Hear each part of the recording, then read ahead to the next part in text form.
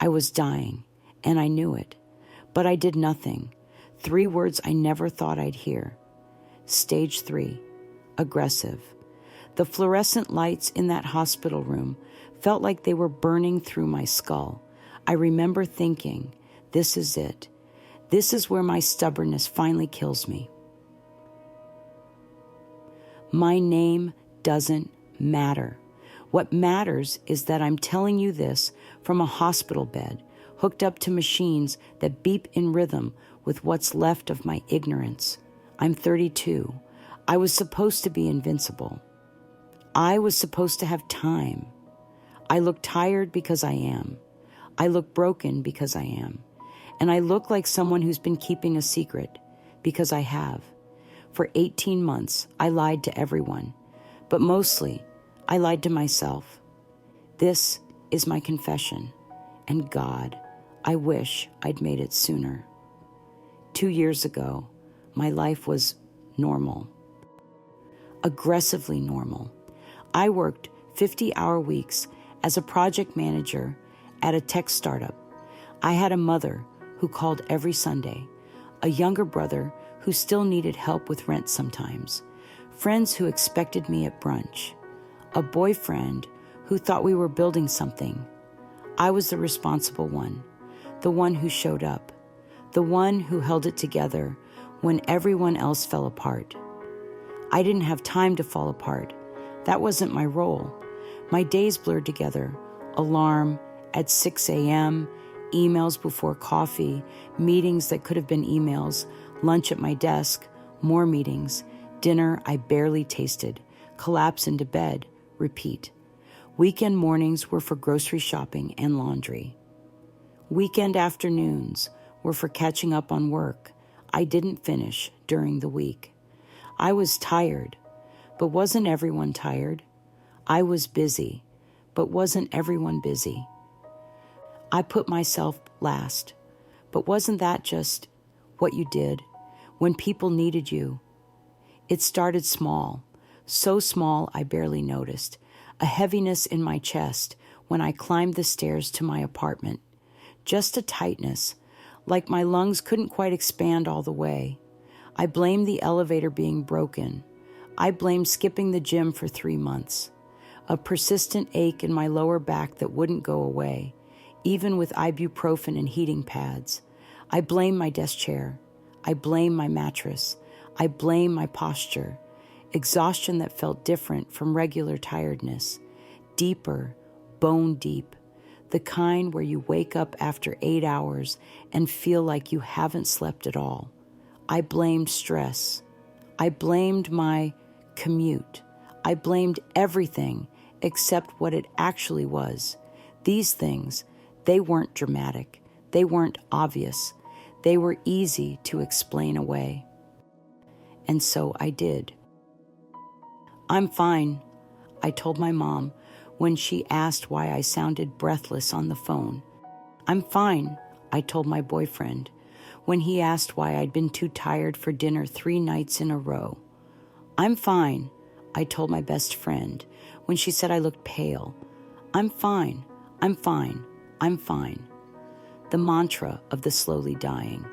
The lie I needed everyone to believe so I could keep believing it myself. But the body doesn't lie. Not forever. The chest tightness became more frequent. Every flight of stairs, then every incline, then just standing up too quickly. The back pain spread to my ribs, to my shoulders, sharp sometimes, dull other times, always there. I started getting night sweats, waking up at 3 a.m. drenched, having to change my sheets. Hormones, I told myself. Stress. I lost my appetite. Food tasted like cardboard. My jeans got loose. Finally losing that weight. I joked to my coworker, even as my hands shook from low blood sugar. I found a lump, small, hard, in my breast, just beneath my collarbone.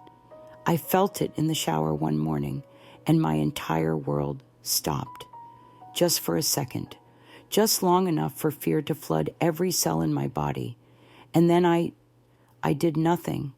I told myself it was probably nothing.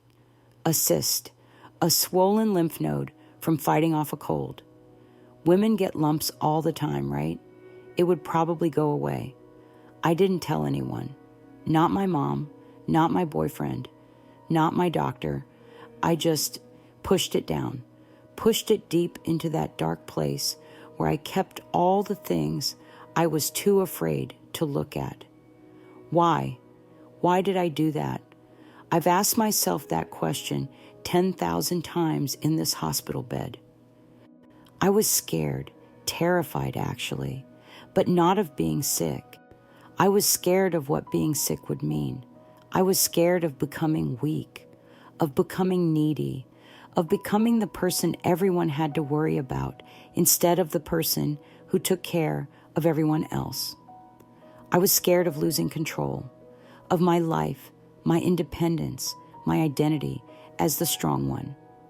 I was scared of being a burden, of watching people's faces change when they looked at me, of seeing pity instead of respect. I was scared of the word cancer, even thinking it felt like inviting it in. So I didn't think it. I didn't acknowledge it. I pretended that lump didn't exist. And maybe if I pretended hard enough, it would just disappear. That's what I told myself. That's the bargain I made with the universe. Just let me ignore this. Just let me keep going. Just let me not deal with this right now. Months passed. The lump grew. I could feel it when I lay on my side at night. Hard, unmoving, wrong. My boyfriend noticed I'd stopped letting him hold me, stopped letting him touch my chest. I blamed it on being self-conscious about weight loss.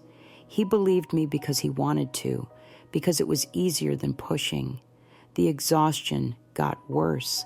I started falling asleep on the couch at 7 p.m., missing plans, canceling on friends. My social life shriveled to nothing, but I blamed it on being busy at work. I got a persistent cough, dry, annoying, kept me up at night. I blamed allergies, then a lingering cold, then the air quality, then literally anything except what it was. One day at work, I stood up from my desk too fast and the room spun. I grabbed the edge of my desk, vision tunneling, heart pounding. My coworker rushed over, asked if I was okay.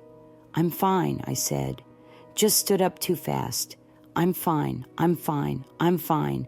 The body remembers every lie you tell it. I started living two lives, the public life, where I smiled and functioned and pretended everything was normal, where I laughed at jokes even though everything felt muted and far away, where I said, "I'm just tired," so many times it became my automatic response to any concern. And the private life, the 3 a.m. life, the lying in the dark feeling the lump life, the crying in the shower life, the what if I'm dying life. I was drowning in plain sight, and everyone thought I was just busy, just stressed, just tired. Because that's what I told them, because I was so good at lying. Because I'd spent so long being the strong one that no one knew what to look for when I was falling apart. The worst part, I could have stopped it. At any point, I could have made a different choice. I could have gone to the doctor when I first felt the lump. I could have told someone, anyone, what I was going through. I could have asked for help, but I didn't. Day after day after day, I chose denial over truth. I chose fear over action. I chose slow deterioration over facing reality. And the tumor kept growing, silently, patiently, unforgivingly. It happened on a Tuesday. I was in a meeting, presenting quarterly projections to stakeholders. Mid-sentence, the room started spinning. The PowerPoint blurred. My chest felt like it was being crushed by an invisible hand. I tried to keep talking, tried to push through. Because that's what I did, right? I pushed through. But my body had other plans. The pain in my chest exploded, sharp, searing, radiating down my left arm. I couldn't breathe, couldn't see, couldn't stand. I heard myself say something. "I don't feel well." And then the floor rushed up to meet me. I don't remember hitting the ground. I don't remember the ambulance.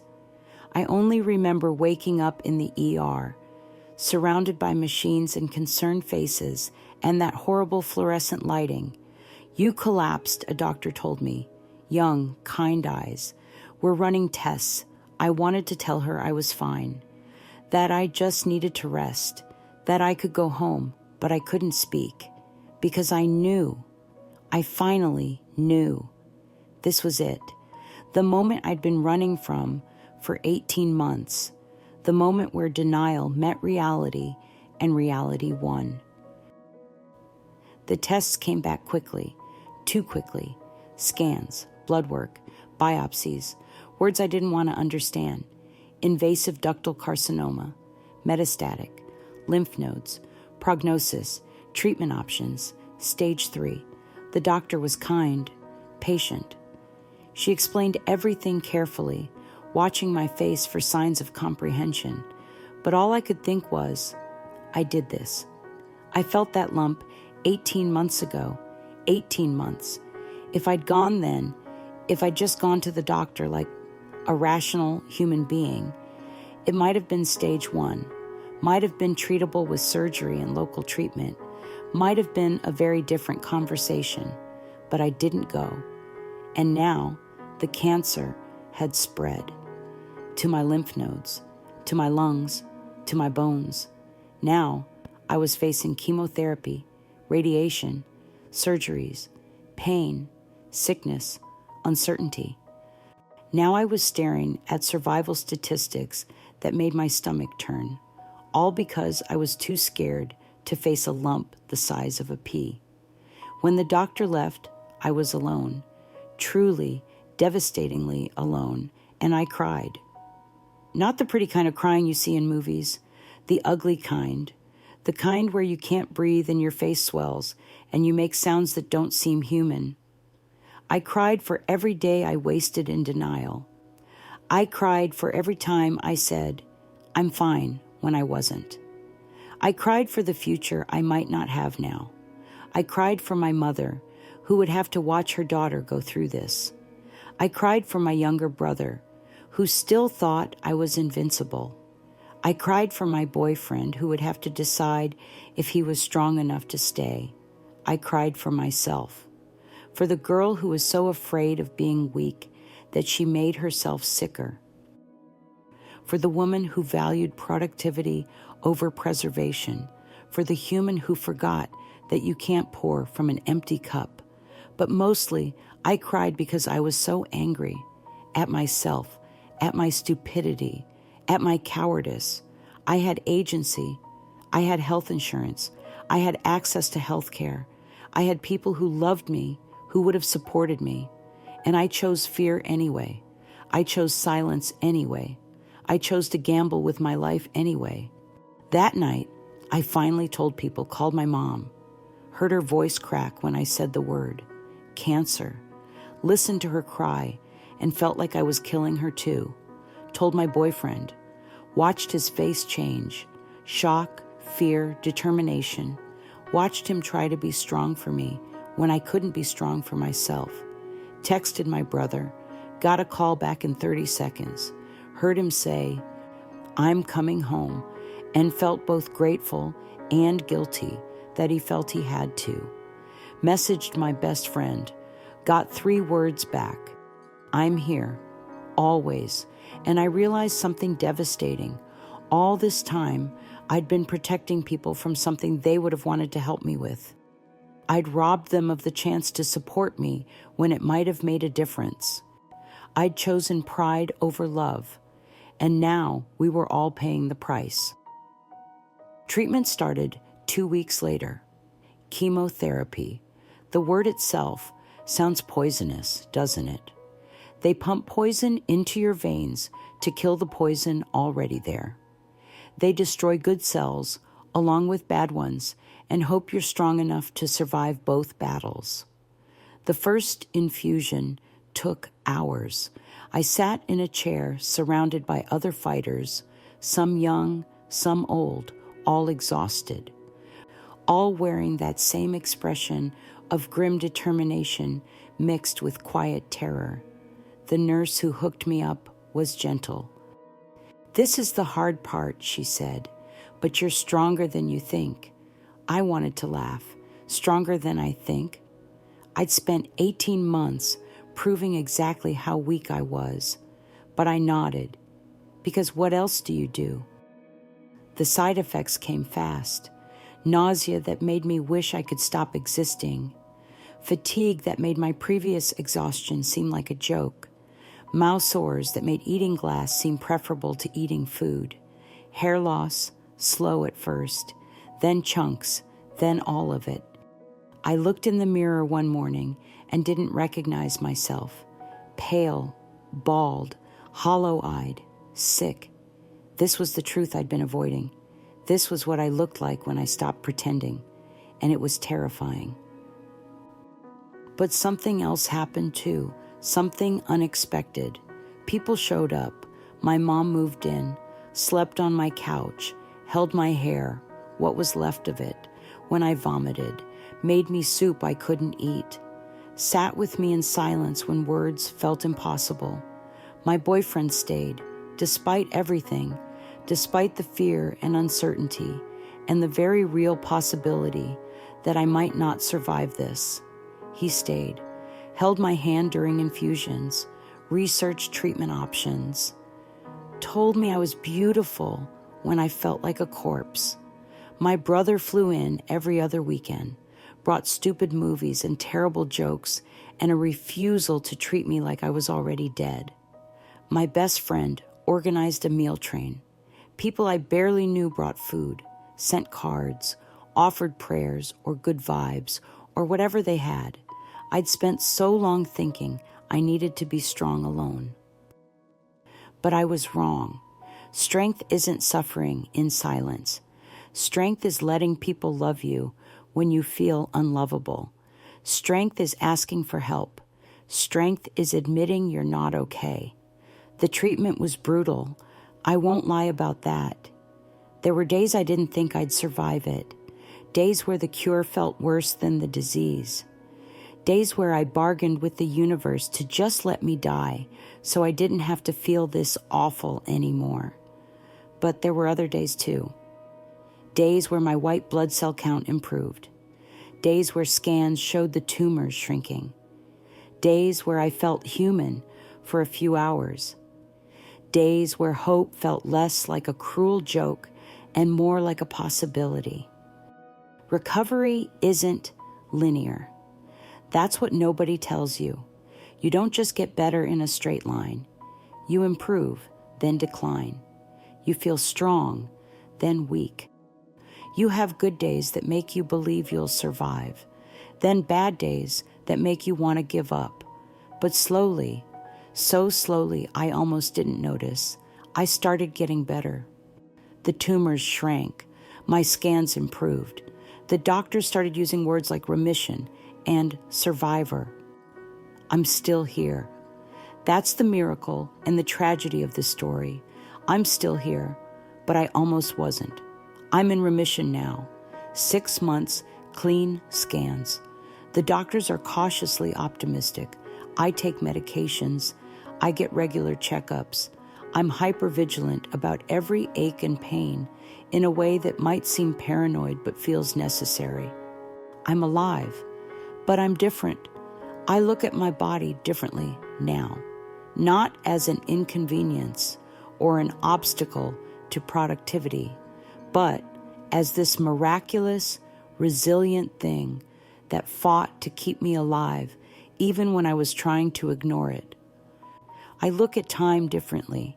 I don't waste it on things that don't matter anymore. I say no. I rest. I prioritize myself in ways that used to feel selfish, but now feel like survival. I look at strength differently. Being strong isn't pushing through pain. It's acknowledging it. It's not being the person everyone else needs you to be. It's being the person you need yourself to be. But the regret, God, the regret lives in my bones now. I think about those 18 months constantly. The what ifs torture me. What if I'd gone to the doctor immediately? What if I'd caught it at stage 1? What if I'd prioritized my health over my fear? What if I'd been honest with the people who loved me? Would I have avoided all this pain? Would my prognosis be better? Would I be less terrified every time I feel an ache? I'll never know. And that's the punishment I have to live with. I know why I did it, though. Now. After months of therapy and reflection and sitting with the ugliest parts of myself, I ignored my symptoms because I'd spent my entire life learning that my worth came from what I could do for others, from being useful, from being strong, from never needing anything. I ignored them because society teaches women that their bodies are inconvenient, that pain is normal, that we should be able to push through anything, that asking for help is weakness. I ignored them because I was terrified of being seen as fragile, as less than, as someone who couldn't handle it all. I ignored them because I didn't value myself enough to believe I deserved care. And that's the saddest part of all. If you're reading this, if you're listening, please learn from my mistake. That weird pain that won't go away, get it checked. That lump you found, don't wait. Don't Google it and convince yourself it's nothing. Go to a doctor. That exhaustion that feels different, that's your body trying to tell you something. Listen, your body is not your enemy. It's not trying to inconvenience you. It's trying to keep you alive. And you are worth the time it takes to care for it. You are worth the doctor's appointment. You are worth the peace of mind. You are worth fighting for, even when, especially when, you don't feel like you are. I wish I could go back. I wish I could grab that version of myself from 2 years ago, the one standing in the shower feeling that lump for the first time, and shake her, force her to make that appointment, force her to choose herself. But I can't. All I can do is sit here in this body that fought like hell to keep me alive despite my best efforts to ignore it, and tell you what I learned. Your health is not something you can put off until it's convenient. Your life is not something you can gamble with and expect to win. Your body's warning signs are not suggestions, they're screams.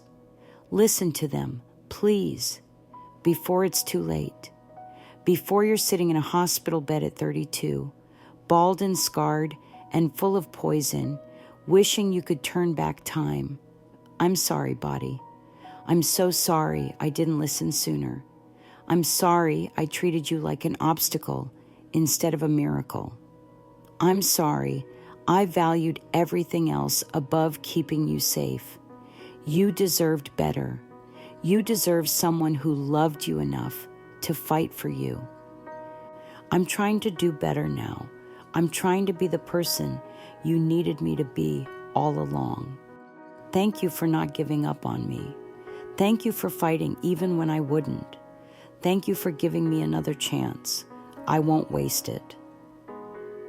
This is my story, my confession, my warning, my plea. I ignored the symptoms, and I regret everything. Don't be me. Don't wait. Don't let fear steal time you can't get back. You deserve to be here. You deserve to be healthy. You deserve to fight for yourself. Please, fight.